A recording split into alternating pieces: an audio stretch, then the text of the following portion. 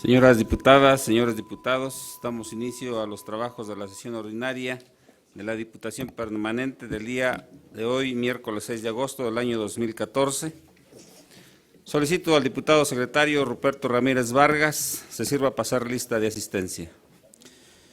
Con su permiso, diputado presidente. Diputado Víctor Trejo Carpio. Presente. Diputado Rosalío Santana Velázquez. Ruperto Ramírez Vargas, el de la voz. Diputado Ernesto Gil Elordu. Diputada María del Carmen Rocío Tello Zamorano. Diputado Mario Alberto Cuatepozzo Durán. Diputado Juan Carlos Robles Acosta. Diputada Imelda Cuellar Cano. Diputado Jorge Rosa Ruiz. Diputado Leonardo Pérez Calva. Diputado Luciano Cornejo Barrera.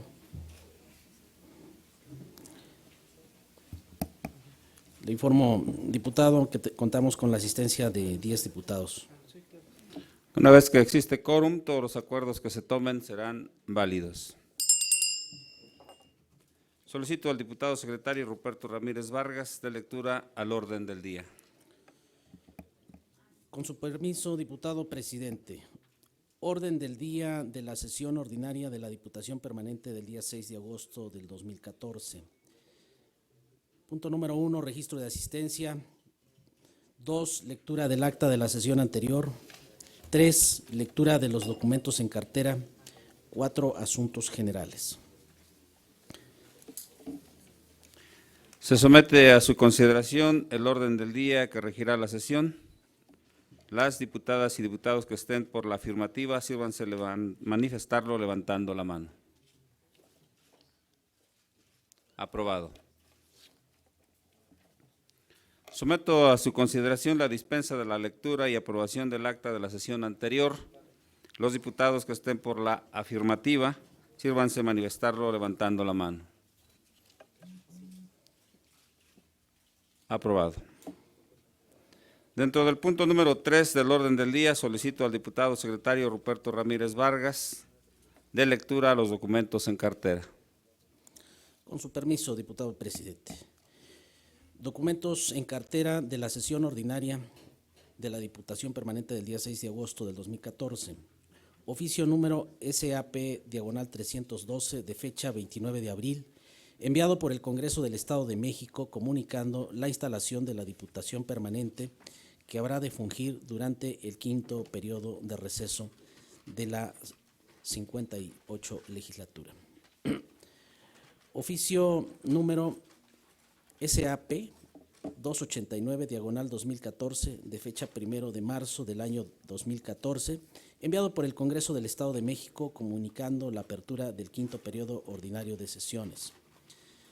Oficio número SAP/294/2014 de fecha 25 de marzo del año 2014, enviado por el Congreso del Estado de México comunicando la designación de vicepresidentes y secretarios que fungieron durante el segundo mes del quinto periodo ordinario de sesiones. Es cuanto, diputado presidente. Gracias. Como los documentos son de carácter administrativo, solicito a la Secretaría de Servicios Legislativos les dé contestación. Dentro del siguiente punto del orden del día, trataremos el relativo a los asuntos generales, por lo que solicito al diputado secretario dé cuenta de los asuntos generales. Con su permiso, diputado presidente. Se registró el diputado Jorge Rosas Ruiz con el tema exhorto a la Secretaría de Comunicaciones y Transportes. Se registró el diputado Juan Carlos Robles Acosta con el tema vivienda digna. Se registró el diputado Juan Carlos Robles Acosta con el tema barandillas y cerezos. Y se registró la diputada Imelda Cuellar Cano con el tema exhorto sobre la salud de la infancia. Es cuanto, diputado. Se le concede el uso de la palabra al diputado Jorge Rosas Ruiz hasta por 10 minutos.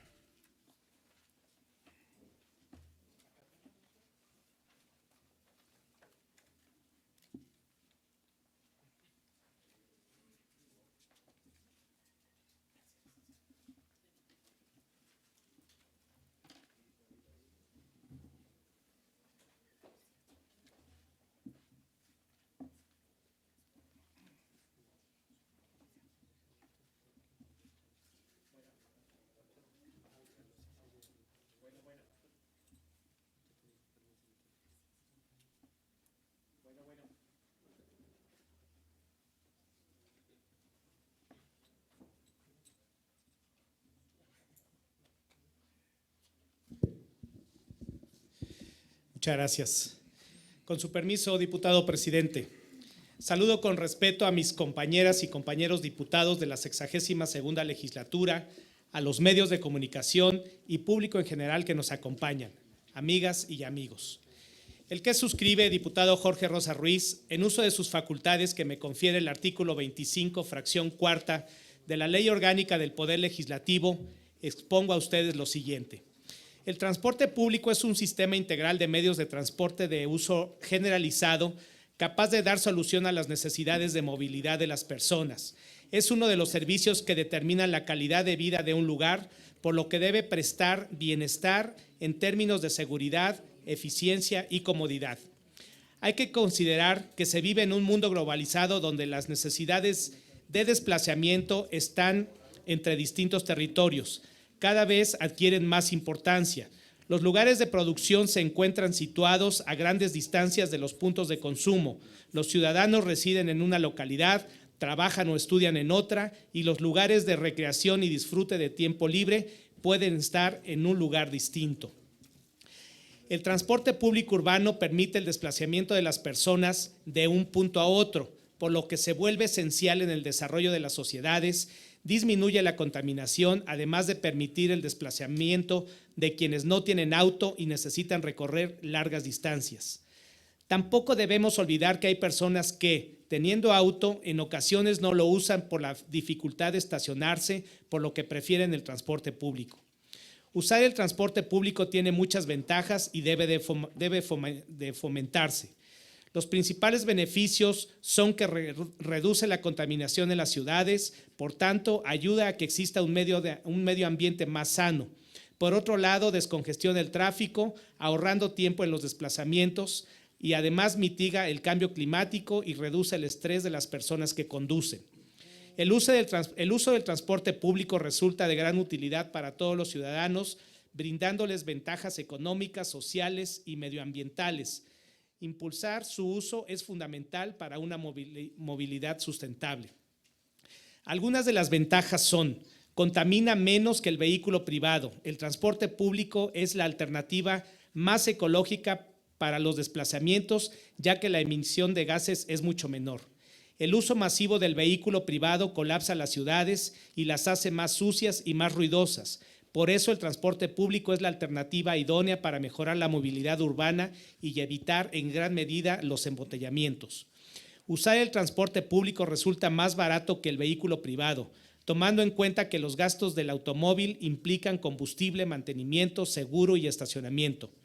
Ahorra tiempo. Muchas veces el uso del automóvil conlleva a la búsqueda de estacionamiento en zonas saturadas. Con el transporte público se llega al destino sin complicaciones y sin estrés. Al tratarse de un servicio público, la administración pública está obligada a velar para que los transportes colectivos sean prestados en condiciones de puntualidad, seguridad y comodidad, dando así cumplimiento al mandato constitucional referente a la obligación que tienen los poderes públicos de garantizar la defensa de los consumidores y usuarios, protegiendo con medidas eficaces su salud, seguridad y economía. El transporte público de una ciudad habla mucho del nivel de calidad de vida de la misma. Por ello, se debe potenciar políticas de control en relación a la calidad de los servicios de transporte que prestan las empresas públicas y privadas, teniendo en cuenta la vigilancia de una regularidad y frecuencia suficientes en las líneas de los distintos tipos de transporte, así como el cumplimiento de los horarios y otras garantías de calidad en el servicio que reciben los usuarios. Esto es necesario si se requiere que los ciudadanos vean en el transporte público una solución eficaz a sus problemas de movilidad. Todo lo que rodea al transporte público recobra gran relevancia social, pero hay otro extremo que puede desalentar el uso del transporte público y muchos usuarios habituales estudian minuciosamente las tarifas y optan por la que más les conviene a su tipo de uso, para que su economía doméstica se vea lo menos afectada posible, especialmente quienes disponen de su propio automóvil. Por ejemplo, la modificación de itinerarios, rutas y horarios, o bien el cobro de tarifas desproporcionales, como es el caso de las empresas de autobuses foráneos, que es el más utilizado a nivel general en transportes públicos y que actualmente presentan incongruencias como las siguientes. De México, Distrito Federal a Tulancingo, Hidalgo tiene un costo de 132 pesos con una distancia a recorrer de 120 kilómetros. Comparado de México, Distrito Federal, a Pachuca, con un costo de 92 pesos y con una distancia a recorrer de 94 kilómetros. Y de Pachuca a Tulancingo, con un costo de 32 pesos y una distancia de 49 kilómetros. Analizando lo anterior, podemos ver que curiosamente resulta más costoso viajar directamente de México a Tulancingo, siendo mucho menos la distancia, que si abordáramos un autobús de México a Pachuca y posteriormente otro de Pachuca a Tulancingo, lo cual no tiene sentido, ya que es mayor la distancia recorrida. La base a lo establecido en la Ley Orgánica de la Administración Pública Federal, en su artículo 36, dice: a la Secretaría de Comunicaciones y Transportes corresponde fijar las normas técnicas de funcionamiento y operación de los servicios públicos de comunicación y transporte y las tarifas para el cobro de los mismos, así como otorgar concesiones y permisos y fijar las tarifas y reglas de aplicación de todas las maniobras y servicios marítimos, portuarios, auxiliares y conexos relacionados con el transporte o las comunicaciones, y participar con la Secretaría de Hacienda y Crédito Público en el establecimiento de las tarifas de servicios que presta la Administración Pública Federal de Comunicaciones y Transportes. Por otro lado, el Reglamento de Autotransporte Federal y Servicios Auxiliares, aplicado por la misma Secretaría, argumenta en su artículo 61, en la operación de los servicios de autotransporte federal de pasajeros, los autotransportistas podrán determinar las tarifas y sus modificaciones sin que se requiera la aprobación de la Secretaría, debiendo registrar ante esta con un mínimo de 7 días de anticipación a su aplicación. En el artículo 62 dice: las tarifas registradas serán las máximas y a partir de ellas los permisionarios estructurarán las promociones o descuentos. En el artículo 63 dice: los autotransportistas de pasajeros deberán tener a la vista del público las tarifas que aplicarán y darán a conocer las diversas opciones por su ruta, así como las promociones correspondientes. Al respecto, el reglamento de la Comisión Consultiva de Tarifas establece en su artículo primero: la Comisión Consultiva de Tarifas es un órgano de consulta interna de la Secretaría de Comunicaciones y Transportes para el estudio y aprobación de las tarifas definitivas y sus reglas de aplicación. En su artículo segundo dice: los dictámenes emitidos por la Comisión tendrán el carácter de opinión, por lo cual se harán del conocimiento de la Secretaría de Comunicaciones y Transportes para que ésta resuelva en definitiva. Y en el artículo 11 dice: sus funciones de los miembros de la comisión: primero, solicitar información sobre los proyectos de tarifa que se discutan, y segundo, opinar sobre dichos proyectos haciendo las proposiciones que estimen convenientes. Por lo anteriormente expuesto, propongo realizar un exhorto a la Secretaría de Comunicaciones y Transportes para que en el ámbito de sus atribuciones sugieran a la Comisión Consultiva de Tarifas lleve a cabo una revisión de las tarifas establecidas para que éstas sean aplicadas de manera congruente y fijadas en función a los criterios que permitan brindar un mejor servicio a los usuarios, fundamentando el uso del transporte público por sus múltiples beneficios. Es cuanto, diputado presidente. Solicito a la Secretaría turne el planteamiento del diputado Jorge Rosas Ruiz a la primera Comisión Permanente de Comunicaciones y Transportes para los efectos que procedan. Se le concede el uso de la palabra al diputado Juan Carlos Robles Acosta, del Partido Acción Nacional, hasta por 10 minutos. Con su permiso, diputado presidente, muy buenos días a mis compañeras, compañeros diputados, medios de comunicación, amigas y amigos, sean todos ustedes bienvenidos. Hace unos días hice uso de la tribuna presentando una iniciativa en el cual se reforma la fracción primera del artículo 72 de la Ley de Vivienda del Estado de Hidalgo, el cual tiene que ver con el tema que hoy nos ocupa. En Hidalgo, principalmente las ciudades más grandes, enfrentan serios problemas con compañías constructoras de fraccionamientos, las cuales, históricamente, la gran mayoría incumplen los acuerdos de espacios de áreas verdes o donación al municipio, que permita a este último el construir escuelas, mercados o espacios de recreación para sus habitantes.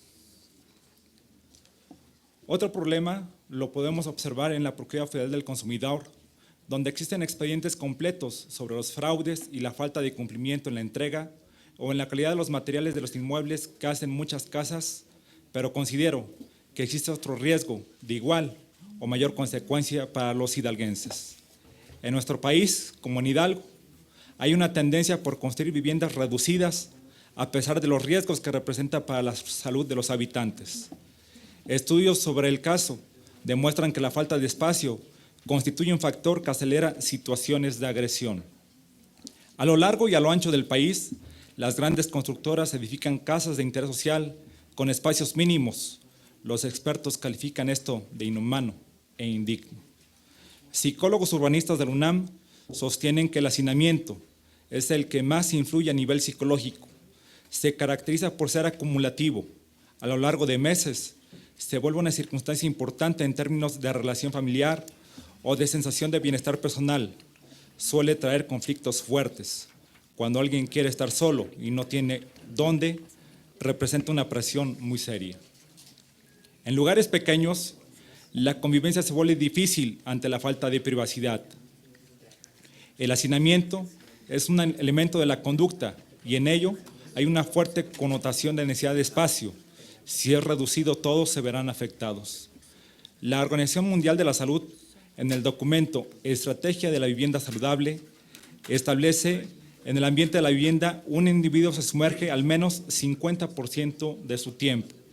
Las condiciones de esta pueden considerarse factores de riesgo o agentes de la salud de los residentes. En las observaciones de dicho documento destaca, por ejemplo, que la contaminación del aire interior, particularmente humo de cocinas mal ventiladas y cigarros, contribuye a la severidad de las infecciones respiratorias como bronquitis y neumonía, incrementando el riesgo de cáncer. La dispersión aérea de enfermedades virales se facilita. El reporte de la OMS describe que la vivienda influye favorablemente en los procesos restauradores de la salud e incentiva la actividad creadora y el aprendizaje, cuando sus espacios funcionales reúnen las condiciones de facilitación para los que fueron diseñados. Ante estos estresores ambientales, los habitantes de estas pequeñas viviendas pierden ciertos límites de interacción con los demás. En un intento por evitar alteraciones, se vuelve entonces una pelea por el espacio. La Comisión de Vivienda de la Cámara de Diputados Federales reconoce que hay quejas ciudadanas de quienes adquieren departamentos reducidos y les causan problemas. Por eso, tenemos que fijar una política de vivienda que genere gente sana, con amplio desarrollo en todos los sentidos, tanto psicólogos como sociales, recalcaron los diputados de esta comisión. En el rubro social, estudios realizados por los investigadores de la UAM identifican problemas comunes como la apropiación de áreas colectivas para usos privados, inseguridad y delincuencia, conflictos entre vecinos, nula o casi inexistente relación de los habitantes del barrio. Si se pretende ampliar la construcción existente a un cuarto, una recámara extra, alguna habitación, así de sencillo, no hay terreno para donde crecer ni construir, y en ocasiones lo hacen arriba de la propia construcción, poniendo en riesgo su integridad y su patrimonio. Entonces la familia decide separarse. Por lo anteriormente expuesto, se somete a consideración de este Pleno el siguiente punto de acuerdo. Primero, se exhorta al titular del Instituto del Fondo Nacional de la Vivienda para los Trabajadores de Infonavit y al titular del Fondo de la Vivienda del Instituto de Seguridad y Servicios Sociales de los Trabajadores del Estado, FOBISTE, para que regulen la superficie mínima de terrenos de casas de interés social con lotes no menores a 120 metros cuadrados para garantizar la construcción de una vivienda digna y decorosa para los mexicanos. Segundo, cúmplase. Es cuanto, diputado presidente. Gracias. Solicito a la Secretaría turne el planteamiento del diputado Juan Carlos Robles Acosta a la primera Comisión Permanente de Desarrollo Social para los efectos que procedan. Se le concede el uso de la palabra a la diputada Imelda Cuellar Cano, del Partido de la Revolución Democrática, hasta por 10 minutos, con su tema Exhorto a la Secretaría de Salud sobre la salud de la infancia.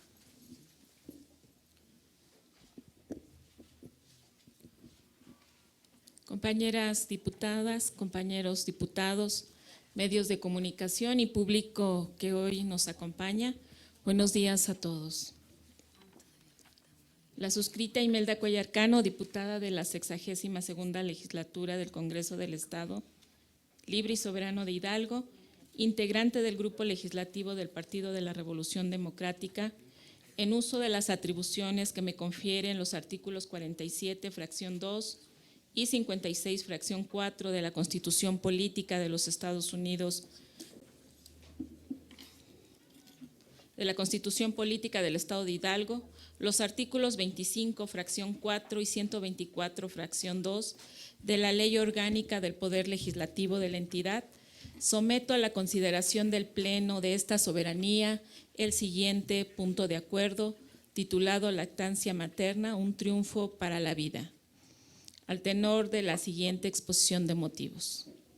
El 1 de agosto de 1990, la Organización Mundial de la Salud y el Fondo de las Naciones Unidas para la Infancia, UNICEF, firmaron la Declaración Innocenti sobre la protección, promoción y apoyo de la lactancia materna en Florencia, Italia. Este documento reconoce que la lactancia materna es un proceso único que provee una nutrición ideal para los niños y contribuye a su saludable crecimiento y desarrollo.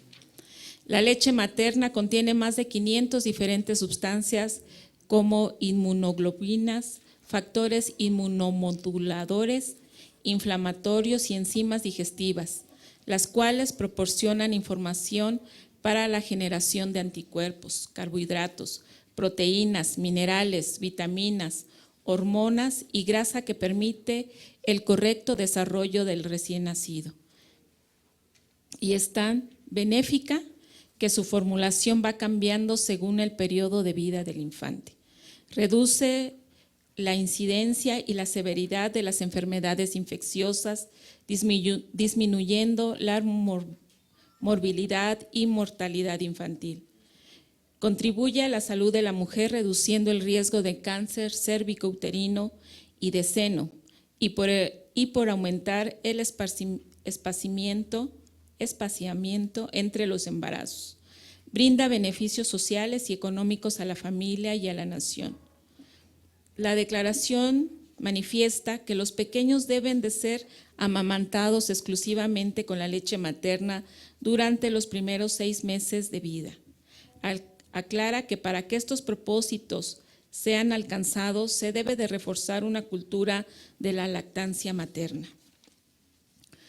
Las naciones deben desarrollar una política sobre la lactancia materna e integrarla a sus sistemas de salud, los cuales son responsables de reforzar las acciones que protegen, promueven y apoyan la lactancia materna dentro de los programas complementarios como cuidado prenatal y perinatal, nutrición, servicios de planificación familiar, prevención y tratamiento de enfermedades comunes de la infancia y maternas.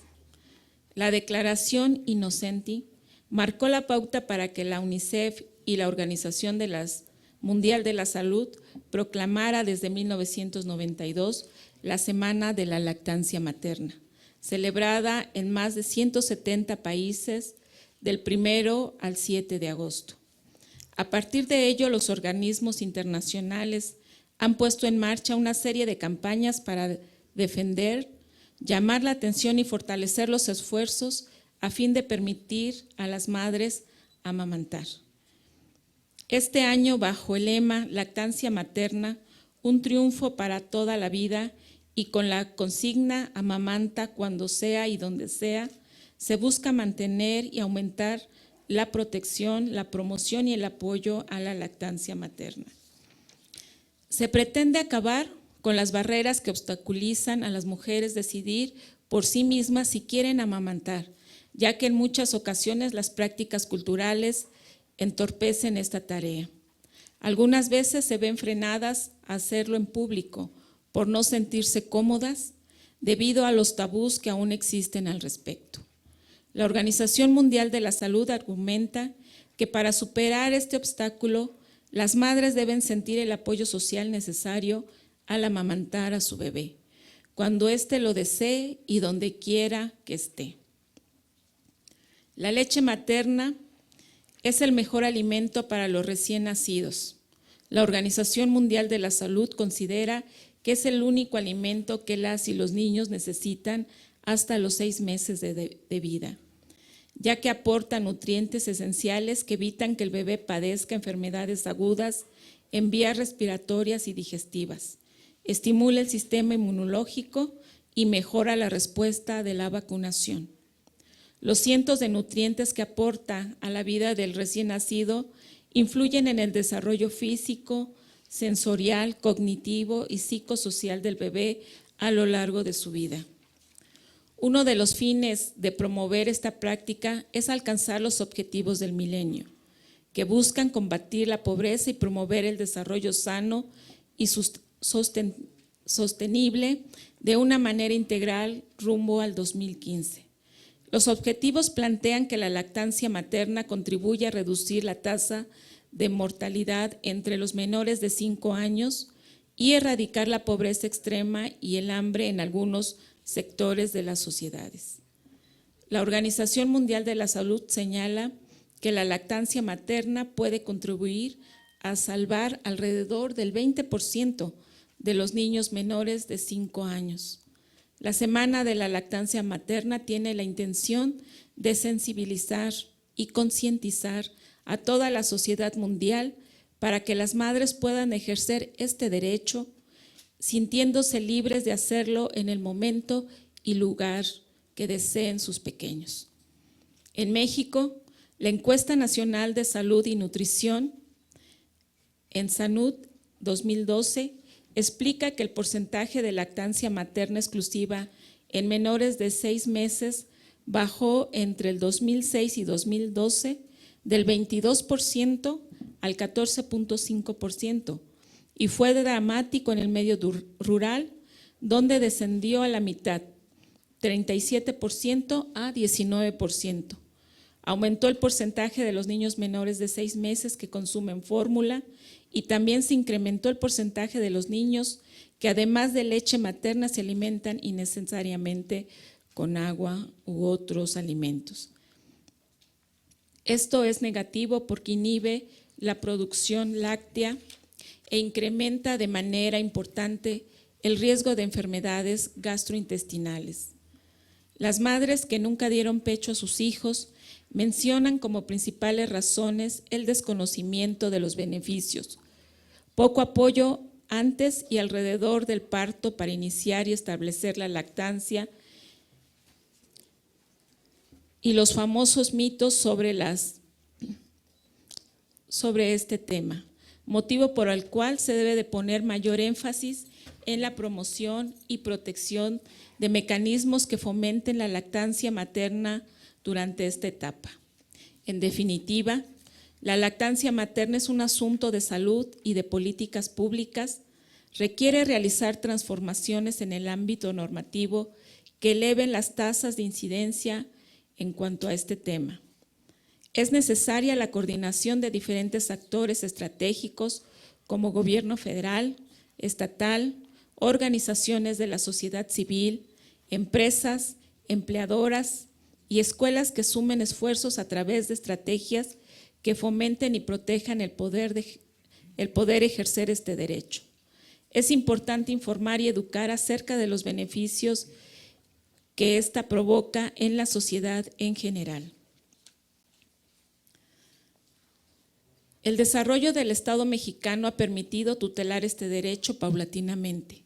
Conforme ha ido adquiriendo compromisos internacionales, las leyes se han modificado hasta garantizar la lactancia materna como un derecho de las madres, niñas y niños. Es de resaltar las últimas modificaciones publicadas en el Diario Oficial de la Federación el 2 de abril de este año, donde se reforman y adicionan diversos artículos de la Ley General de Salud, de la Ley Federal de los Trabajadores al Servicio del Estado, el artículo 123 constitucional, la Ley del Seguro Social, la Ley para la Protección de los Derechos de las Niñas y Niños y Adolescentes y la Ley de Acceso de las Mujeres a una Vida Libre de Violencia. Las reformas favorecen a las madres trabajadoras. Se legisló a favor de la lactancia exclusiva de los infantes, obligando a que los lugares de trabajo otorguen descansos y creen espacios para extraer la leche.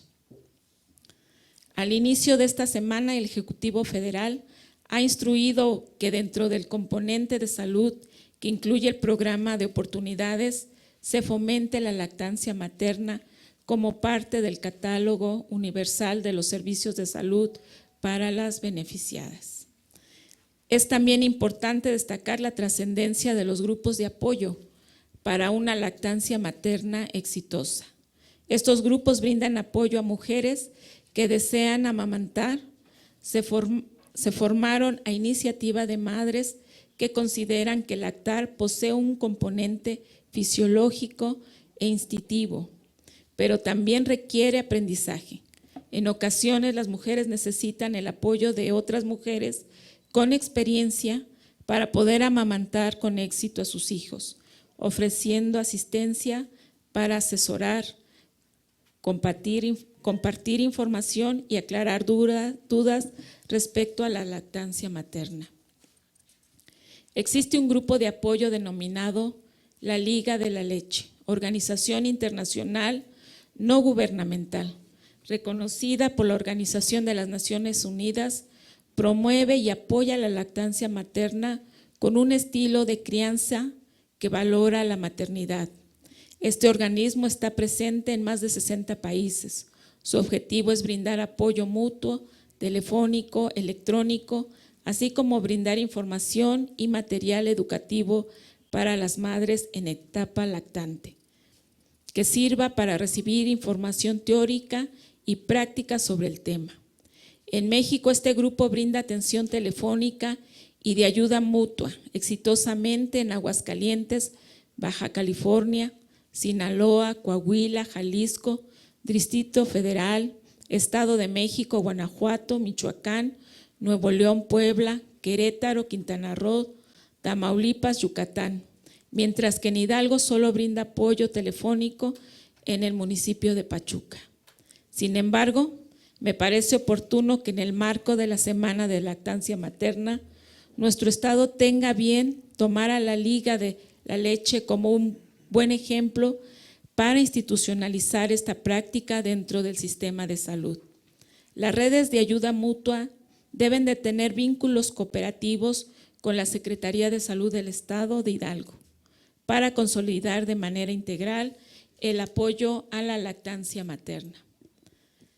Es conveniente que los grupos de apoyo cuenten con asesoría psicológica, médica, pediátrica, obstétrica y de nutrición, tanto de la madre como de los hijos. Está comprobado que el de no contar con la información pertinente puede ocasionar que las madres decidan no amamantar a sus hijos, coartando un sinfín de bondades y beneficios para la población. Por lo anteriormente expuesto, propongo a la consideración de esta soberanía el siguiente punto de acuerdo. Primero, exhorto respetuosamente a la Secretaría de Salud del Estado a que realicen campañas de información en los distintos medios masivos de comunicación sobre cómo se debe de amamantar correctamente, así como también comunicar sobre los beneficios que implica para la sociedad en general, con fin de aproximar la información a un mayor número de personas en el Estado. Segundo, exhorto a la Secretaría de Salud a fomentar el establecimiento de grupos de apoyo institucionalizados para la lactancia materna con el propósito de asesorar, orientar y asistir a las madres a lograr una lactancia exitosa. Es cuanto, diputado presidente. Gracias. Solicito a la Secretaría turne el planteamiento de la diputada Imelda Cuellar Cano a la primera Comisión Permanente de Salud para los efectos que procedan. Se le concede el uso de la palabra al diputado Juan Carlos Robles Acosta, del Partido Acción Nacional, hasta por 10 minutos. Con su permiso, diputado presidente. De conformidad con lo establecido en el artículo 6º, fracción 12ª, de la Ley de la Comisión Nacional de los Derechos Humanos, este organismo es competente para supervisar el respeto a los derechos humanos en el sistema penitenciario y de readaptación social del país. La Constitución Política de los Estados Unidos Mexicanos, en el artículo 18, párrafo 2, el sistema penitenciario se organizará sobre la base del respeto a los derechos humanos, del trabajo, la capacitación para el mismo, la educación, la salud y el deporte como medios para lograr la reinserción del sentenciado a la sociedad y procurar que no vuelva a delinquir, observando los beneficios que para él prevé la ley. Las mujeres compurgarán sus penas en lugares separados de los destinados a los hombres para tal efecto. Y en la Ley de Ejecución de Penas del Estado de Hidalgo nos dice el artículo 3º: el sistema de ejecución de penas se organizará sobre la base de trabajo, capacitación para el mismo y educación como medios para la readaptación social del delincuente. Al mes de noviembre del 2003, en el Estado de Hidalgo, la población que habita en los centros penitenciarios de la entidad era de 3.740 internos e internas, lo que arroja una sobrepoblación de 1.603 personas, que representa un 42.8%, toda vez que la capacidad es para 2.137 internos. De esas personas, 296 son mujeres y 3.444 son hombres. 277 se encuentran sujetas al fuero federal y 3.463 al fuero común. 1.687 son procesadas y 2.053 son sentenciadas. En Hidalgo, de los delitos denunciados, el 41.1 correspondió a robos, principalmente el de casa, habitación y de vehículos. El 13.4 a violencia familiar, 8% daño en la propiedad, 7.8% lesiones dolosas y el resto derivó en otras conductas. La mayoría de los centros de retención municipal, mejor conocidos como barandillas, están en mal estado, reveló la Comisión Estatal de Derechos Humanos. El diagnóstico durante el primer semestre del año se dividió en dos partes. Una, relativo a las condiciones físicas y de infraestructura, y la otra, analiza cuestiones de operatividad y trato de personas en reclusión. En cuanto al estado físico de los inmuebles, la comisión detectó que 17 barandillas están en buenas condiciones, esto representa el 20%, mientras que 26 reportan condiciones regulares, es decir, el 31%, y 41 están en mal estado, lo que significa el 49%. Mientras en la operatividad, que consiste en espacios de seguridad e integridad de los detenidos, personal médico y de custodia, entre otros, el documento da cuenta que 43% cuentan con elementos suficientes para brindar un servicio integral y 47% en condiciones regulares y solo el 10% representan deficiencias. Es importante comentar que en estas observaciones que hace la comisión, lamentablemente reportó 7 decesos en las barandillas, y así que en muchas de estas barandillas no hay los espacios de separación de mujeres y hombres. La constante que se presenta en los centros de reinserción es que la población penitenciaria no deja de crecer y la infraestructura sigue siendo la misma, la cual traerá mayor sobrepoblación y hacinamiento. Sin embargo, los derechos humanos son conquistas muy duras que la humanidad ha ido realizando a través de mucho sufrimiento. La humanidad es una conquista y somos herederas y herederos de su lucha y de su esperanza. La Comisión Interamericana de Derechos Humanos ha indicado que una responsabilidad internacional de los estados en relación con los derechos humanos es velar por la vida y la integridad física y mental de las personas que se encuentran bajo su custodia. La violación al derecho a la integridad y seguridad personal se manifiesta en actos de sometimiento, humillación a la dignidad humana, tortura, tratos crueles, inhumanos, cobros indebidos, extorsiones y amenazas. Amigas y amigos, es importante recalcar que en este informe que da a conocer la Comisión Estatal de Derechos Humanos, bueno, lamentamos estos 7 decesos.